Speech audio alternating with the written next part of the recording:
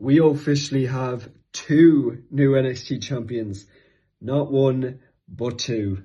What is up, everybody? It is Sean from the Upper Tier Podcast.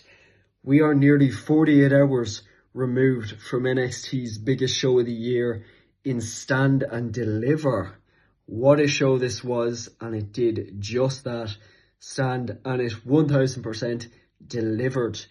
Usually it takes place WrestleMania weekend, but this year took place 2 weekends before WrestleMania, which was brilliant, so it didn't get caught up in the chaos that is Mania weekend. What a show this was.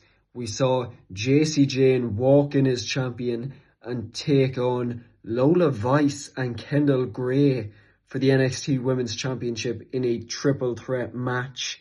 Lola Vice, at this point a veteran of the brand, walked out victorious as our new NXT champion. That was at the start of the night, and we ended the night seeing Tony D'Angelo defeat the former champion Joe Hendry, Ethan Page and Ricky Saints in a fatal four-way for the championship. Tony D'Angelo and Lola Vice are two perfect picks for the next few months to lead the brand for NXT. We also saw Johnny Gargano take on Miles Bourne for the NXT North American Championship in a instant classic match. As we know, Johnny Gargano is one of my favourites, and as of the past few months he has been very sad and just not himself, and it has absolutely broke my heart.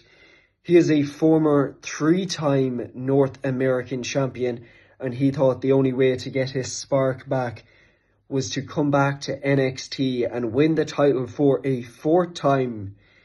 Sadly, he failed to do so and is still sad.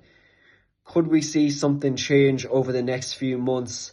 Maybe another heel run and potentially get the United States Championship and get his spark back? We pray to God. We also saw the Vanity Project take on Los Americanos for the NXT Tag Team Championships in another brilliant match, and the Vanity Project retained. We also saw Blake Monroe face Tatum Paxley for the NXT Women's North American Championship, where Tatum retained and finally got her title back from Blake after she stole it a few short weeks ago. What an absolute banger of a show this was. It 100% stood on its own and 1000% delivered. If you haven't checked it out yet, I highly recommend you do. NXT is a phenomenal brand, and what a show it was.